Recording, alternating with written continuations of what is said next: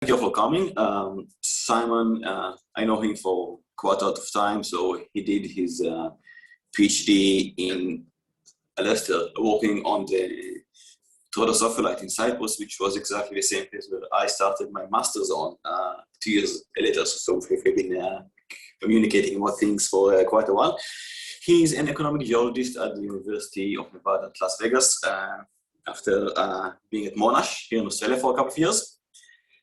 He's working mostly on critical metals, resources or deposits, geochemistry, the economics of that all. And you will see that today in his talk. He has published many papers and book chapters, so we should believe that he knows what he's talking about. He also won the Lindgren Award from the Society of Economic Geologists at 2014, which is a very nice thing to have. And yes, I'll pass over to you, okay? Excellent, thank you, Michael. Before I begin, I just want to, like Louis, just acknowledge the university. And just one thing I forgot.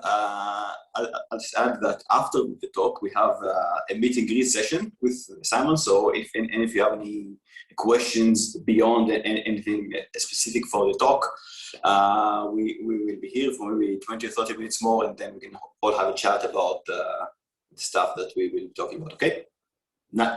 And now you can go. Sorry about that. So no problem at all. Thank you for that, Michael. Before I begin my talk, like Louis, I'd just like to acknowledge the University of Nevada, Las Vegas, wishes to acknowledge and honor the indigenous communities of this region and recognize that UNLV is situated on the traditional homelands of the Nuuvi Southern Paiute people over here in the US. But today I'm going to be talking a bit about climate change and mining, or to be put it provocatively, how mining will save the world, why the minerals industry is going to be a vital part of a transition to a low or zero CO2 energy and transport future. Start off on the provocative kind of basis. Mining is old, dirty, problematic, and we don't need it. This is right. This is a photograph of Bingham Canyon, just outside Salt Lake City. One of the world's largest copper molybdenum mines, and this is kind of if you showed this picture to the vast majority of the general public, they would say, why are we still doing this? We don't need this anymore. But one of the aims today is to prove that kind of wrong, but not to suggest that the mining industry is perfect by any means. So if you answered the last part or any of that question, yes, I'm afraid to be put it bluntly, you're wrong. However, even in Australia, comparatively few people acknowledge or even think about this. You saw that protests outside mining conferences in Melbourne a couple of years ago. There is a consensus within a group of people that mining is bad and shouldn't happen anyway. But if you look back in the not too distant past, or even in the last 20 years or so, the UN 2002 World Summit on Sustainable Development acknowledges that mining minerals and metals are important to the economic and social development of many countries. Minerals are essential for modern living, and that continues, and it's probably become even more so to this day. And it's also going to be, mining is a crucial role to play in meeting some of the UN Sustainable Development Goals, which is ironic given the unsustainable or inherently unsustainable nature of mining, because we're using essentially finite resources in some ways.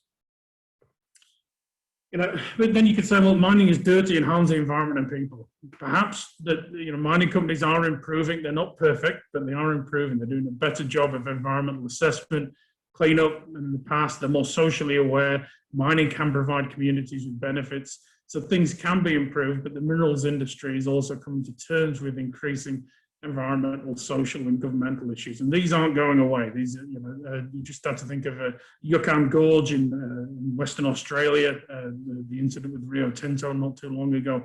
These incidents, shouldn't happen, and when they are happening, the mining companies are often being called out on it these days. And that's a trend that's being driven by consumers, being driven by increased awareness, and being driven by investment. Investors don't like companies that ignore these issues. Equally, perhaps more importantly, in some ways, if you want to do anything meaningful about climate change, if you want to limit CO2 emissions, you're going to need mining. And I'm going to show data to back that claim up shortly. But before we get into that, I'm just going to briefly explain why modern society needs mining. Michael mentioned that you guys have already seen some of this in previous presentations, so I'll go fairly rapidly through the next few slides. This is basically every American, although I've converted into metric purposes for this talk. This just shows how much a typical human being, maybe in a society like the US, probably uses more of these materials than elsewhere. But every American born is going to need an awful lot of metals, an awful lot of minerals, just to basically have a modern way of life. Similarly, the technology we're using has become more mineral intensive. Here's an old style cell phone, mobile phone, the elements that it uses. Here's a modern iPhone, or getting on for a modern iPhone, just showing the increasing range of elements we use in everyday objects that we take for granted. So modern life has become more mineral intensive, not just base metals, not just ferrous metals, but all sorts of metals and all sorts of elements that we didn't use, say, 20, 30, 40 years ago. And as I say, I won't dwell on this, but the variety of elements and their combinations. Like if you look at a touch screen of a smartphone, it's an Indian tin oxide covering that makes your smartphone touchable. If we run out of one of those elements, or if we run into supply issues, then we're going to run out of touchscreen technology. Essentially, your smartphone will not operate in the same way. And you can't substitute these elements. You can't swap, say, aluminium in from indium because the technology doesn't work. So what we've developed is essentially irreplaceable uses of elements in a lot of technology that we take for granted. Same for electric vehicles. This just looks at the rare earth elements in electric vehicles and hybrid vehicles, things like hybrid batteries. You can add in a whole variety of other elements, more copper, lithium batteries, and so on. All these if we move towards more electric and hybrid vehicles, the materials intensity of those vehicles will increase. And I'll show some evidence or data on that shortly. And equally, if you think about that generation, if people want to move to all electric vehicles by 2035, by 2050, whenever, there's no point having these electric vehicles running on coal-fired power stations. You need renewable energy to actually have a low CO2 energy and transport system. That means you need things like solar panels and wind turbines. For that, you need, again, more metal. You need copper, steel. You need materials like concrete. You need the rare earth elements. You need aluminium, zinc, molybdenum, and so on. So all these technologies, especially green or low or zero CO2 technologies, are more mineral intensive than more carbon intensive technologies that we have come to use in the last, say, 50 years or so. So that's just a few examples of how the things we take for granted as part of modern life require metals and material. Things we take for granted as part of modern life require metals and minerals. Minerals and metals are the material basis of modern society. That's why we need mining. And this, combined with increases in population, is why we're mining and extracting more minerals and metals than any other time in history. This applies to all metals, even the metals we think that are kind of going out of favor, like lead. We're still mining more of these than we ever have done in the past, and recycling more because there's more in-stock use of these metals that we often recycle. Certainly things like copper, steel, we recycle at fairly high rates. So just a few examples of this. This is gold mining of gold from 1913 through to about 2015. Just showing that we're mining around 700 tons or so of gold, and back in 1913, present day, we're mining more than 3,000 tons of gold a year. Significant production in Australia, lots in China, South African production declining, but the overall trend here is one of increasing metal production. And this is gold, this is copper. You can see even more so going 1880, way less than 1 million tons of copper being mined a year. Nowadays, getting on for 20 million tons is the kind of latest USGS statistics. Same with zinc. We're going from 1840, basically nearly, way less than 1 million tons of zinc produced a year, going up to, say, 15 million tons a year these days. So this applies to almost every commodity you can think of that we extract by mining. It applies to steel, it applies to iron ore, it applies to cobalt, it applies to the rare earth elements. All of these things just reflect an increase in population and more the increase in the materials and minerals and metals intensity of modern society. And this is just primary production. We're also recycling more, as I mentioned. So this just means that we're just using more and more metal as a global society. So that's why we need mining. We need mining to meet our demand for metals. But, you know, I've showed an electric vehicle and a wind turbine. How am I going to link mining with climate change mitigation? And what about the future? What about climate change? You know, how can we link the material intense nature of society with what we're seeing with climate change? One thing is, that's for certain, if we have any hope of meeting CO2 emissions targets, we need more mining. More metal mining, more mining of certain minerals.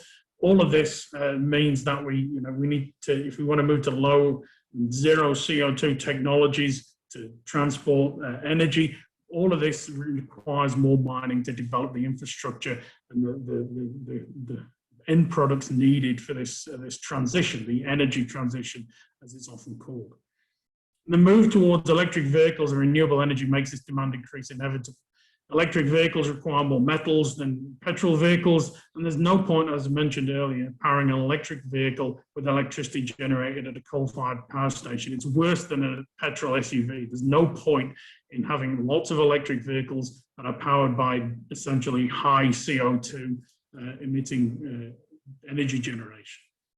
So to have to hit climate change, to hit carbon dioxide emissions targets, you're going to need to not only just bring out electric vehicles, you're going to need the infrastructure to power those vehicles, to transmit that energy, and all of this requires more metals.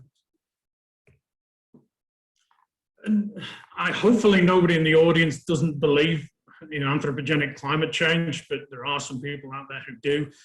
Who don't think the science is valid and is well made and the like. But first thing first, science doesn't really care what you believe in anyway. Anthropogenic climate change, the scientific consensus is that it's real, it's happening, it's driven by CO2 and other similar gas emissions that we're causing. The other thing is, in some ways, that doesn't really matter because we're already shifting to low CO2 energy generation and transport. It's a global movement. It's being driven by consumer sentiment. It's being driven by investment funding. So you can either complain about it or you can actually get on board and try and take advantage of it. And this is where Australia, and maybe even here in the US, could potentially become a leader as well as a supplier of raw materials and green technology. I mean, there's enough raw materials in Australia to certainly enable the significant changes we are seeing right now. It's just a case of getting on board and understanding how best to meet those changes in demand we're seeing already. And the other thing is metal mining, processing, green technology, low CO2 and zero CO2 energy development. All of this requires the production of high value raw materials and has the potential to generate a lot of well-paid jobs. We saw this in the mining boom in the late 2000s in Australia. There's a potential for that to happen, even more potential for that to happen with the global changes and the direction things are going already. As I say, it's being driven by a conscious decision to mitigate against climate change, but also it's being driven by consumer investment funding. If large investment houses start to move away from companies that aren't embracing low and zero CO2 technology, then something's happening in the kind of business world, and money unfortunately makes the world go round. And back to my point, in order to do anything meaningful about climate change, you need to reduce CO2 emissions. There's quite a bit of text here, but I'll just lead you through it. If you look at the International Energy Agency's 4-degree increase scenario, you can maybe reach you might not even reach this 4-degree temperature increase scenario by increasing efficiency. There needs to be substantive changes in the way we use transport and the way we generate power. And, although the 4-degree scenario is certain to result in harmful climate change worldwide, it would still require significant changes in current policy and technology practices, and that's a World Bank report back in 2017. What we should be aiming for is the IEA's 2-degree increase, which has a significant limit on CO2 emissions between 2015 and 2100 to 1,000 gigatons of CO2 equivalent. We're currently producing 33 gigatons a year. That means we need to basically go from if business as usual case would be nearly 3,000 gigatons We need to cut that by a third, by about, cut the total emissions over that period of time by about a third. So we need carbon dioxide emissions to decrease by 60% by 2050, which is what are we on, 29 years away. And they decline afterwards towards essential carbon neutrality. So what is this going to take? We can think about cars as a starting point. Here's two cars. This is a petrol vehicle. This is an electric vehicle. This is the weight of the vehicle and the constituents, if you like.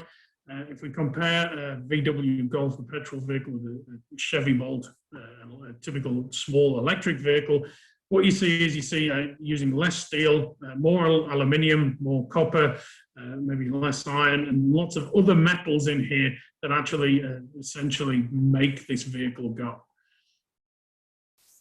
Similarly, this is just looking at copper as one example. If you look at a typical internal combustion engine car, you need 48 pounds of copper. If you have a battery electric vehicle, you need 183 pounds of copper.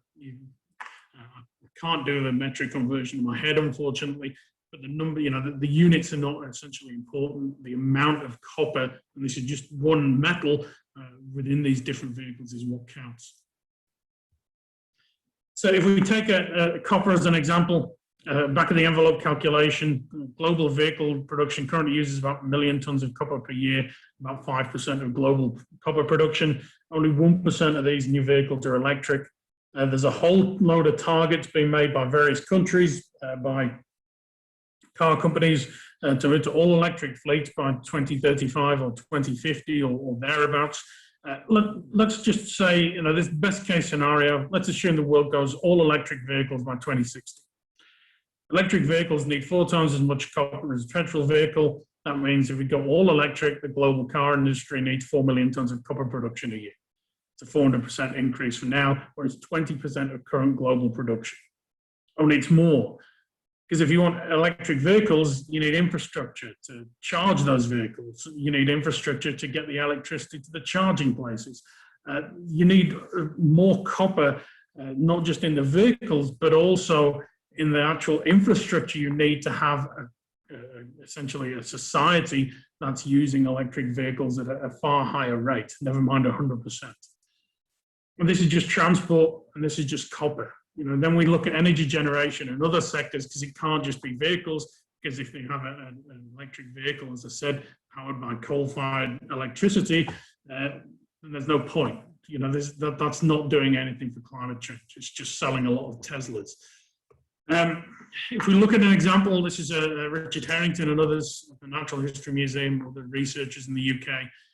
UK has a target to go all electric in cars for 2050. For that to happen for the UK alone, you need 2 times current cobalt production, all of the world current production of neodymium, 3/4 of the world's current production of lithium, at least half the world's copper production. Not copper production used in cars, but copper production full stop. And then you need to generate more electricity. So you need to generate 20% more electricity to charge the miles to be driven by these electric vehicles. And this is the UK. The UK has a decent population, but it's not the biggest country in the world. But this is the kind of materials challenge we're facing if we want to do something about climate change. This is just one other example looking at electric vehicles. Again, just showing that this is the metals and materials demand from lithium-ion battery packs in passenger electric vehicles. You're going from current numbers around here, less than 1 million tons of materials going into these battery packs a year. 2030, you're talking about 7 and a bit million tons of materials going into lithium-ion battery packs in electric vehicles. The question is, where's all this coming from? This is not. There's going to be some decreases in demand because there's going to be less of these materials used in, say, internal combustion engine vehicles. But they don't use much in the way of lithium. They don't use much in the way of graphite. They use less aluminium. So that decrease is not going to offset the increase in metals we're seeing here by any means. And this is looking at energy as well. We've looked at electric vehicles. We need to consider the energy side of things. These are data from the World Bank's report in 2017 I mentioned earlier. But this is, 2050 annual demand from energy technologies as a percentage of 2018 production. So we need to produce per year nearly 500% more graphite, lithium, and cobalt, 200% plus more indium, 200% more vanadium, 100% more nickel than we're currently producing. This is just showing the kind of typical annual demand from energy technologies alone in 2050. So this is energy technologies. It's not counting the graphite we're going to use in cars, the lithium we're going to use in batteries, and so on. These are the typical scenarios we're seeing right now in terms of understanding demand for metals and minerals as a result of going to low and zero CO2 transport and energy. And this is, again, just shown in raw numbers. This is what we're currently producing, or were 3 years ago in 2018. This is the projected annual demand from energy technologies alone. So this is what we're going to need to produce compared to this. And this is the annual demand from energy technologies as a percentage of this. So basically comparing this to this is the percentage we end up with from energy alone. This is low and zero CO2 energy generation. This is what we're going to need to sustain that into the future by 2050 if we want to significantly reduce CO2 emissions or go to carbon neutrality, essentially. This is where we're getting these 500% values, increased production of graphite and so on. And this is just showing different scenarios in climate change. So this is essentially what we're at now. If we continued on as normal, this is what we would see in terms of projected increase in mineral and metal demand. This is what we would see if we essentially limit global temperature increases to 2 degrees, and this is beyond 2 degrees. So this is the kind of ideal scenario from the climate change viewpoint, but this is the really challenging scenario, producing 3.5 billion tons of extra minerals between 2020 and 2050, to meet this ambitious climate change target that we should be striving for. So where are we going to get it from? We need more than 3 billion tons of minerals and metals needed to basically make and deploy the wind, solar, and geothermal power, the transition to electric vehicles, and the energy storage required for achieving a future where we limit anthropogenic climate change temperature increases to less than 2 degrees C. It needs mining. It needs lots of mining, but that's not the only thing. There's these few odd metals on there, these critical metals that I'm sure you guys have heard about, like neodymium, lithium. The question is where we're going to get these from. And this is one of the kind of challenges I want to talk a little bit about. I mean, there's a whole range of metals that are like this that are generally called the critical metals that could be problematic for a low CO2 future. So it's not just a case of more mining. It's going to be a case of changing how we mine things, essentially. To give you, this is the viewpoint from the US. This is the elements we consider critical. I'm not going to go through them. I'm not going to read them in detail. Every country has their own viewpoint on this, but this is what we think about, what we're thinking about over here in the US. There's 38 of them or something like this, and this is going to be dynamic and updated periodically. But this is what we're thinking about and what we're worrying about in terms of where we're going to get these in the future. Where can we find a secure supply of these elements that we're going to need into the future, to do what we want to do in terms of reducing CO2 emissions. I'm not going to dwell on this. I'm sure you've heard about critical metals before, but a few key things. They provide essential properties to a technology or product, especially low and zero CO2 technologies. They can't substitute. You can't just change or swap in another element. They're generally not recycled. Recycling anyway often can't meet increasing demand. As we've seen, that's why we're mining more metals than before. We recycle a lot of zinc, a lot of copper, a lot of steel, but we're producing more of those metals and more iron ore than we ever have done before. And there's a reason for that. It's because recycling can't meet increasing demand. They're often, and this is the key thing, subject to supply chain risk. For whatever reason you want, it could be governmental, it could be logistical, it could be a limited number of sources, and they're often strategic as well. So they're not only used in low and zero CO2 technologies, but they have military and energy production, which is why governments are also worried about them. One commonly used example, I'm sure Michael and others have talked about the rare earth elements a lot, but why should we care about these as well as the general kind of general increase in mining we're going to need into the future? This is just I like to show these are, these are neodymium magnets. This is the kind of the special behavior that these critical elements often impart to materials. You can have hours of fun dropping these things through pipes and seeing as they slow down as the magnet interacts through a copper pipe, or like this, just another example. I like to break up the science a bit with some amusing animations. And then if you can have fun with silly putty and neodymium magnets as well. But to get back to the serious stuff, this is what we're using more. This is why we're using more critical metals. We can see the drivers here. I've underlined the ones that relate to a decrease in CO2 emissions, things like industrial production efficiency, low emissions energy storage, and then transport fuel efficiency, performance, and so on. And these are all of the elements, the ones outlined in bold, are considered critical, that we're going to need more of if we want to increase all of these. And why do we want to increase all of these things? Because that's what's going to reduce our CO2, global CO2 emissions and footprint. So this is just one example, again, for looking at the critical metals rather than just looking at total metal demand.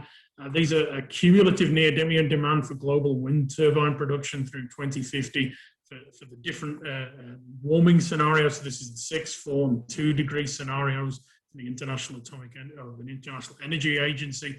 This is what we're currently producing annually, and this is what we're going to need, in total by 2050 to have produced if we want to actually really roll out wind energy generation. You're talking a range between 50,000 and maybe 225,000 tons of neodymium, or in this case, if you're going from 50% of onshore wind being direct drive and so on. I'm not going to go into the details, but the numbers here are what's important. You're talking 70,000 to maybe 400,000 tons of neodymium to be produced by 2050. And we're producing 7,000 tons a year currently. So these metals are crucial for green tech, they're crucial for low CO2 energy generation. The World Bank and other organizations suggest that wind technologies are going to require lots of these if we're going to meet CO2 targets. So it's not just a case of producing more, let's say, copper, iron ore, and so on. We're going to need more of these critical metals. And to underline, to move to lower CO2 futures, we need lots more metal and minerals, but especially these critical metals. But this is a problem because few of these critical metals are produced as main products by mining. You don't go out there and find an indium mine, for example, or very, very rarely. They're almost always dominated by extraction at smelters and refineries as byproducts.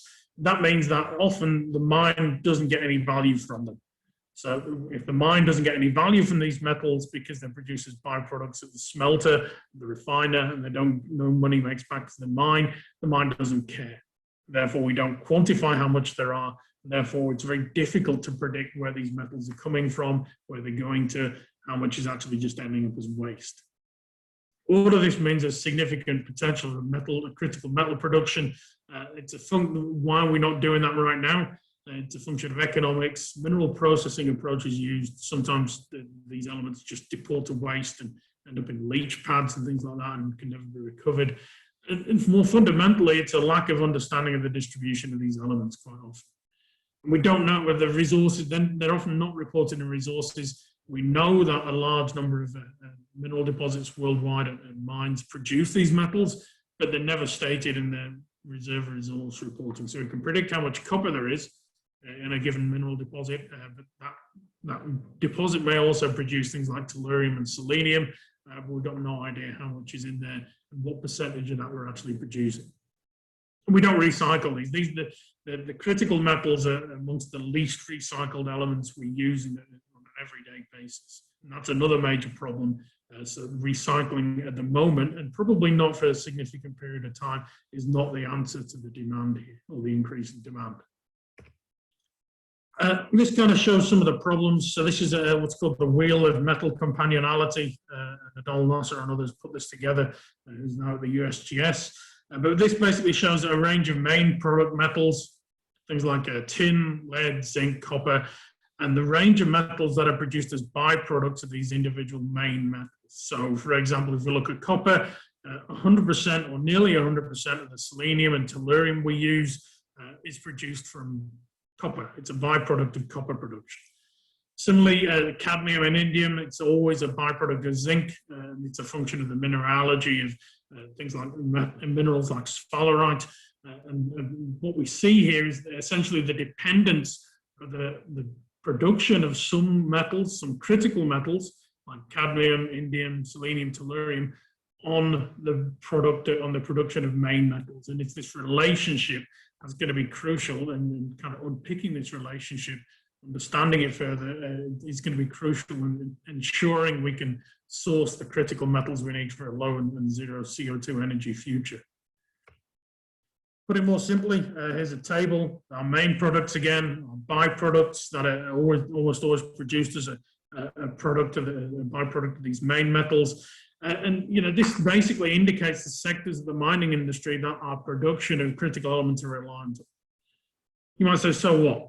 But then you think, okay, well, what happens if zinc demand changes? What happens if zinc demand drops? If zinc demand drops, we lose the production of indium, germanium, and cadmium as a result.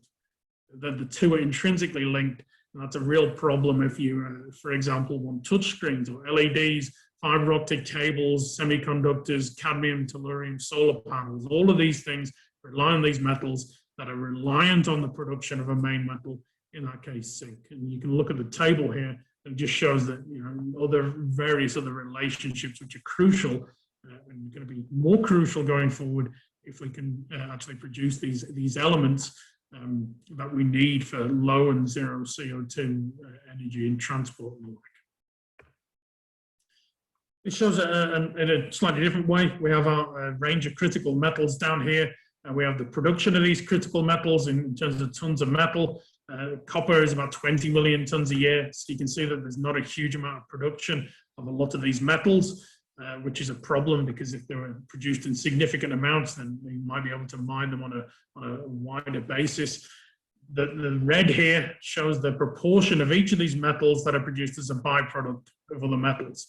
So, there's a few down here like molybdenum. Some molybdenum is mined as a main product, but most is a byproduct. But the rest are almost all of this 100% part of the graph around here. Other thing to note is that there's some gaps in the data. This just means that we don't know. We don't know how much hafnium, how much scandium we produce a year in general terms. We don't know how much of these elements are produced as a byproduct of other metals. So we can say that these metals are crucial. We don't know how much there is. We don't know how much is produced as a byproduct of other metals. So there's some real knowledge gaps here, not just on the kind of geology side, but the production or the geology side links into this. It is crucial, because if you don't understand the distribution of these elements in your mineral deposits, then how can you understand where they're going to go during mineral processing and how we can actually potentially produce? So we know that few critical metal resources are well quantified. An awful lot of them have significant uncertainties, or little to no data are available for their resources and reserves, which is what we can use to predict what's going to happen to these metals in terms of supply and demand into the future. So how can we assess the criticality of a metal and focus on secure supply without knowing where it's coming from and how much we have already?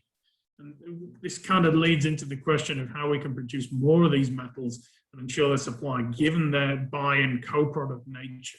We're not going to go out and start mining indium, what we need to think about is how can we best quantify that and ensure we make the most of the resources we have in order to meet the predicted increased demand for these metals that we need to mitigate against climate change.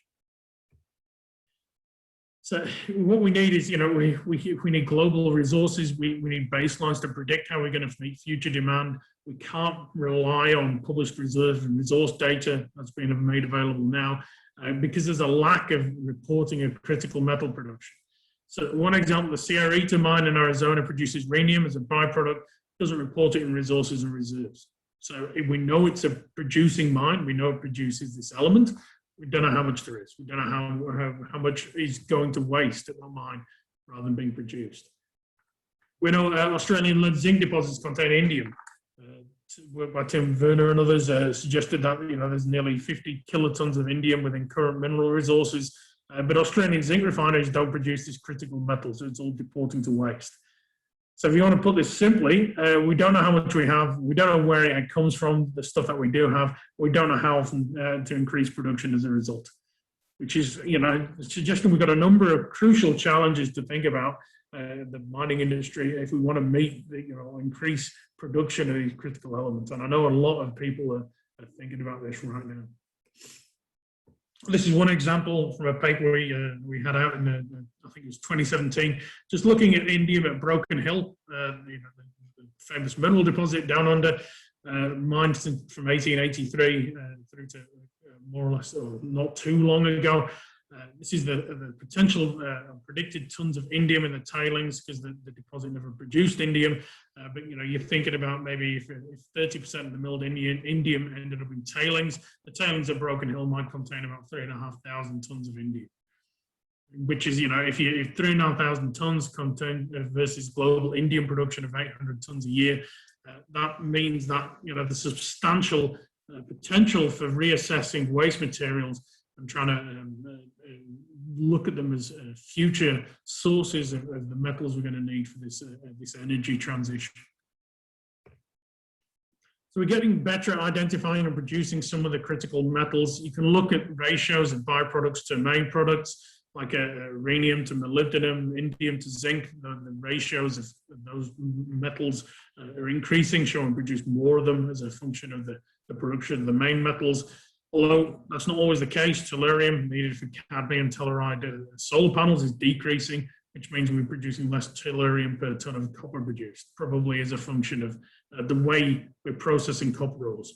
That's the crucial thing here. The main thing for the mining company, the smelters, is to get the copper out, because that's where the money is. They don't really care about the byproducts, and that's the main issue we're facing here. So economic decisions are almost certainly controlling what we're seeing, but they're not relating to the critical metals. So whether concentrates containing indium are sent to a refinery that can produce that metal, or whether they're not, depends on how much money the mine is going to get for the zinc that's produced, essentially.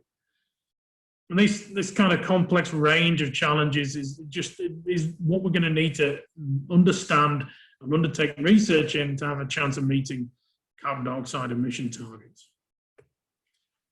We can recycle some of the metals. It's a great idea. We recycle a lot, but not all metals and not all end uses can be recycled. Recycling can't always meet increasing demand. And a lot of product design, like our smartphones, the intrinsic design of these things means that a lot of the metals we have in here end up within waste materials because we can't extract them. They're not designed for end-of-life use. They're designed for ease of use for us as consumers. There's no thought put into them in terms of recycling. This is changing with policy in the EU and the like, but it's changing slowly, and we're not seeing that policy development occur worldwide. So this is just an example. This is some research done in the early 2010s by the UN, one of the UN panels. Basically, we look at end-of-life recycling rates. We recycle a lot of these elements that we've used for a long time, that are used in ways that are eminently suitable for recycling. But you look at the rare earths, you look at all these other elements we consider critical. Lithium, especially, going to be used a lot in lithium batteries, and the recycling rates are less than 1%. And it's going to be difficult to change that for a number of reasons. First of all, some elements, this is again research done in the mid-2010s. This is looking at recycling potential. There's some ways we use metals and materials and mineral elements that will never be recyclable. Some which are currently recyclable, some which are potentially recyclable, and we could increase and so on. But you look at some of the uses we have down here, some of these elements are never going to be recycled, and some of them are currently unrecyclable. That may change. We would need a kind of a fundamental rethink of how we approach kind of end of life, or what we do with consumer products at the end of their lifespan. And people think about, well, we could just recycle our mobile phones, recycle our laptops. But there's a huge number of barriers to recycling what's called e-waste. That means that we don't effectively get the materials back that we actually put in things like laptops, smartphones, and so on. I'm not going to go through this in detail. I'll be happy to supply the research that documents and talks about this. But there's a huge number of barriers. It's not just one simple barrier like design that we need to overcome. It's all sorts of things like lack of economic incentives, end product collection procedures don't exist, end product design is bad, and public awareness, which is one thing that's crucial, is also means that people don't care. They'll just chuck their computer away, their smartphone away, they'll stick it in a drawer and forget about it and then put it in the bin 2 years later. All of this means that we are not, even if we, this is not an effective way of meeting increasing demand. And unless we have some fundamental changes, it won't even be, it's not likely to improve into the future. Even if it does, as I mentioned earlier, there's going to be recycling cannot meet increased demand. And, that's why, as I said, we're seeing increased mining of copper, iron ore, and things that we already recycle at a high rate. So that's a few challenges to think about. There's other things. Finding the mineral deposits we need, it's not always easy, as I'm sure you all know. Ensuring we make the most of these deposits is not easy, but it's crucial. Waste rock and tailings, there's been a lot of discussion of this. If we mine more, we're going to produce more of these materials. We need to store them securely. We also need to make the best of them, make the most of them. So there's certain materials, ultramafic rocks, for example, associated with the mining of nickel and platinum group elements. If you treat these right, you can actually, they essentially will sequester CO2 for you. Mines like Mount Keith in Western Australia, the tailings pond there has actually been shown to sequester CO2 just by sticking the tailings out and letting them interact with the atmosphere. If we move to carbon credits and things like this, the mining could actually, certain types of mining could have incentives to increase this CO2 sequestration as a result. ESG, environmental, social, governmental challenges to mining, ensuring mining is as sustainable as possible. It's not just a case of mining more, because obviously if you just let the mining companies loose, then they will focus on profit rather than thinking about the environment, thinking about social impacts and so on. Not all mining companies, that's just taking it to the kind of capitalist end member, if you like. But these issues are increasingly important. They're increasingly needing to be thought about. So we need a balance here to kind of balance between climate change mitigation and ensuring that mining is carried out sustainably and environmentally and socially friendly, or friendly is not the right word, but sustainably as possible, and to ensure that environmental and social factors are considered and dealt with, and make sure they're thought of as important.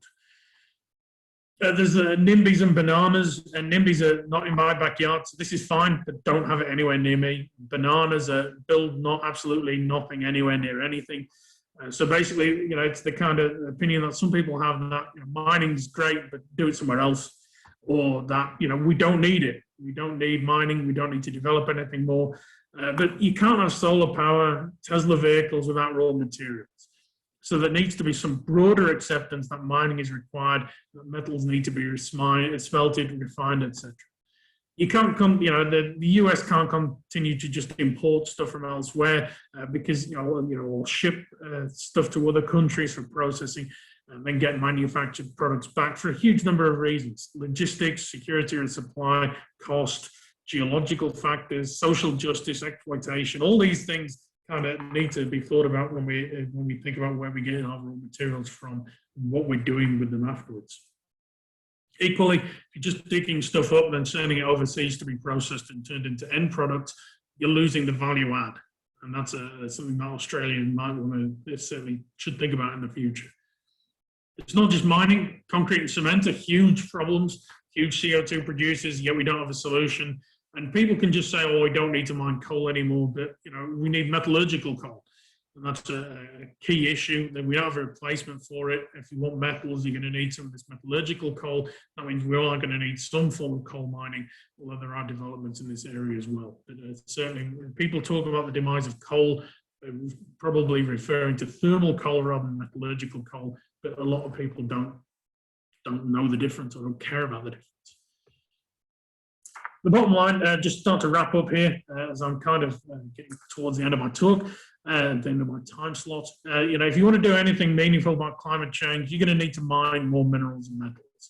This creates problems and opportunities. Where we're going to find these metals and minerals means we need to understand the geological processes that form mineral deposits, increase our efficacy and efficiency of mining in terms of recovery and energy use. You know, 7% of the world's energy use is used in comminution, crushing of rocks and other materials, and that process is about only 7% efficient. So there's huge scope for research in these areas. We don't have to just mine natural deposits, we can mine landfills and mining waste.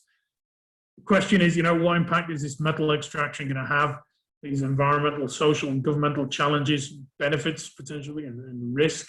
And how can we do this? You know, we need education, research, we need discussion, an open discussion on all sides, and especially beyond the mining industry. I'm probably somewhat preaching to the converted here, but you know, we as geoscientists need to speak to the general public and educate them about the fact that, you know, mining is important, but also, you know, there are the issues associated with mining, but also the fact that, you know, we're going to need it if you want to do anything about climate change.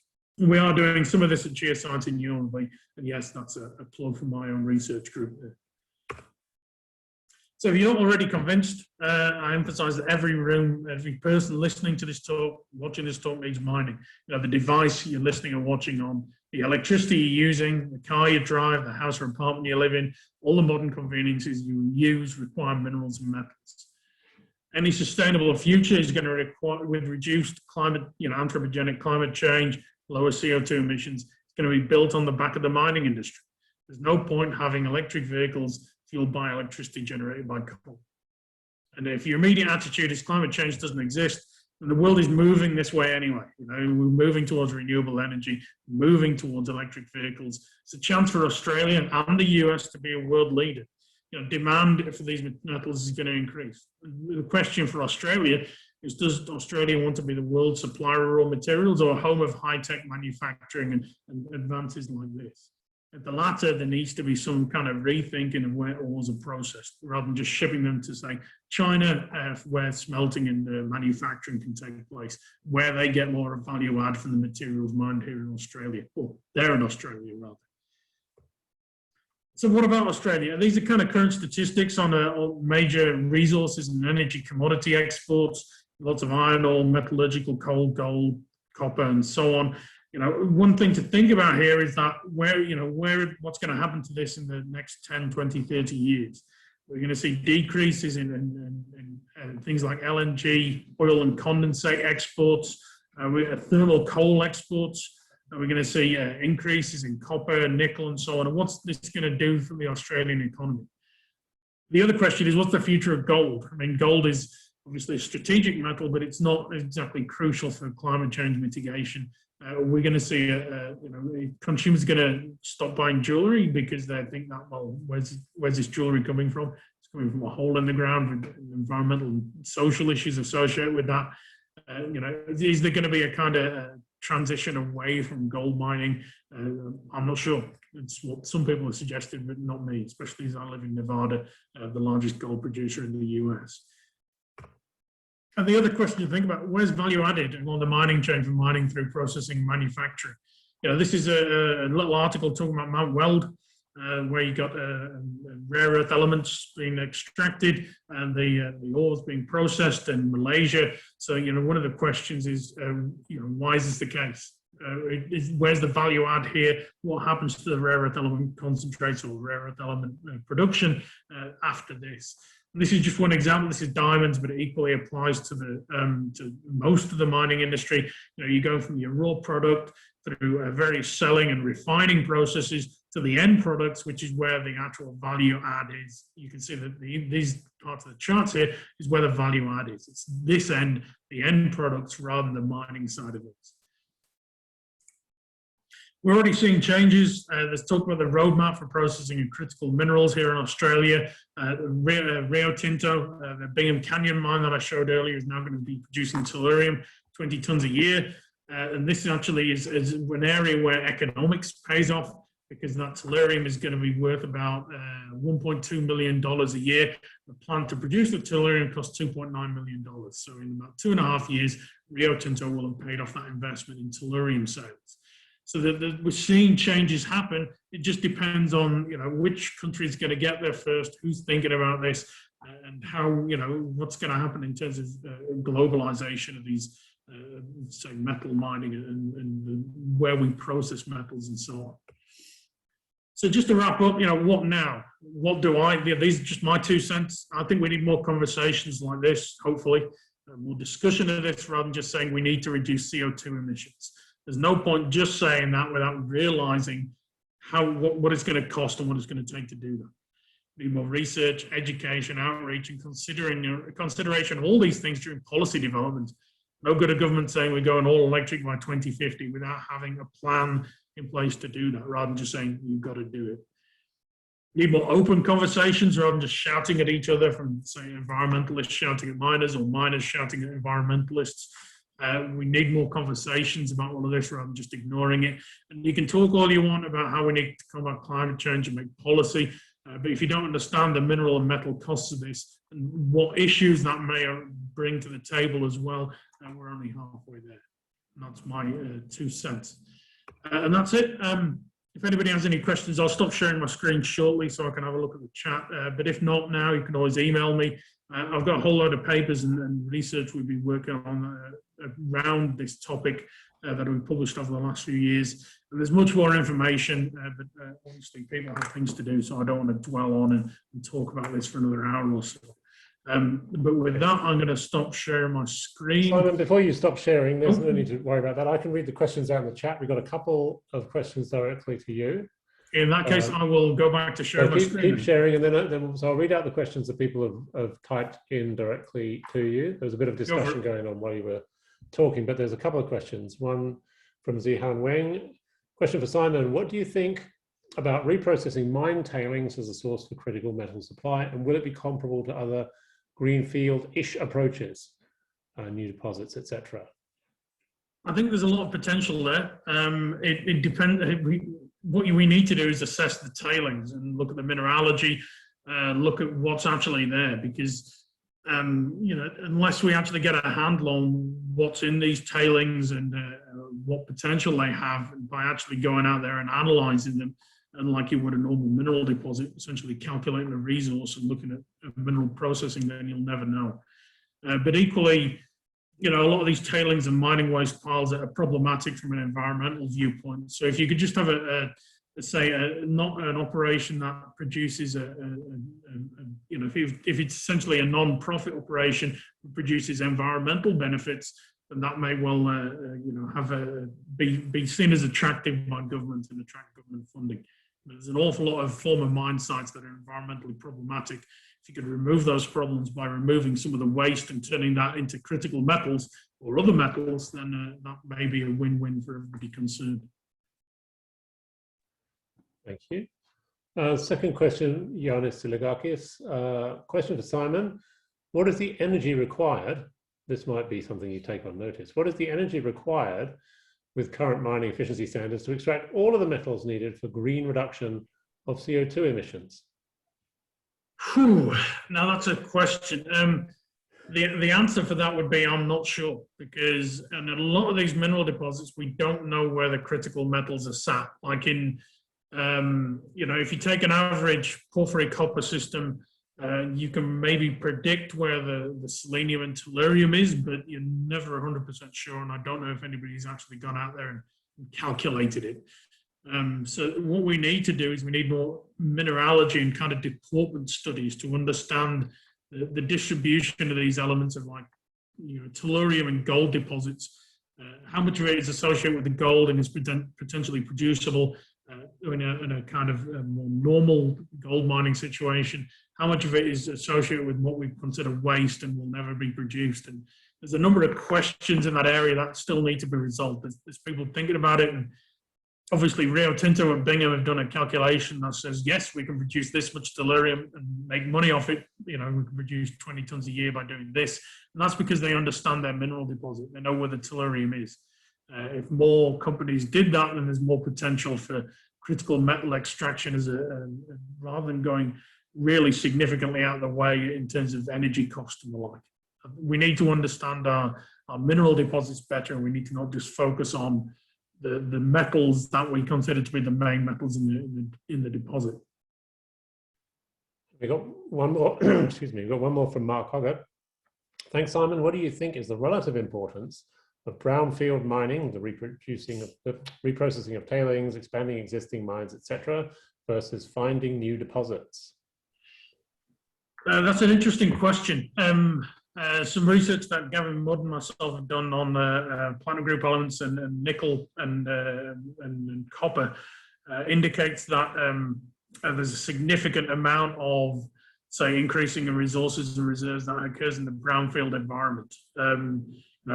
Essentially expanding existing mining operations and known mineral resources and so on. New discoveries add new production, but things are often easier in a brownfield environment because you already have a mine, you already have permitting, you already know the ore body. Mineral exploration in a greenfield environment is very high risk. An expansion of existing resources and reserves in a brownfield environment is just kind of done by, done as normal practice. So I think expansion of existing resources and make the most of mineral deposits is crucial.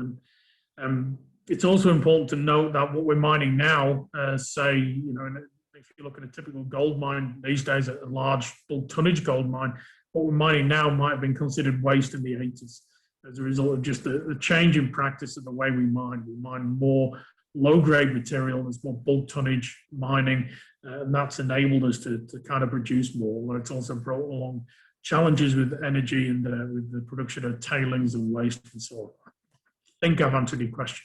I don't have a specific value on the importance, but certainly brownfield expansion is really important for maintaining current levels of production and even increasing it. If you understand the ore body better, you may discover way more mineralization than you thought you originally had. All right, thank you. So what I'm conscious of is that it's 2 o'clock our time. Simon, you're okay to keep talking for a bit longer. Yep. Yeah, that's fine by me. So what I'll do is, because of that, because our time, hour-long slot fits in with all other things of people's timetables, normally give people a chance to say thank you at the 2 o'clock mark. So that unfortunately just means a few symbolic hand claps. But thank you very much. But don't leave. We will continue this discussion now in a more informal way. Okay, so not so much. Sure.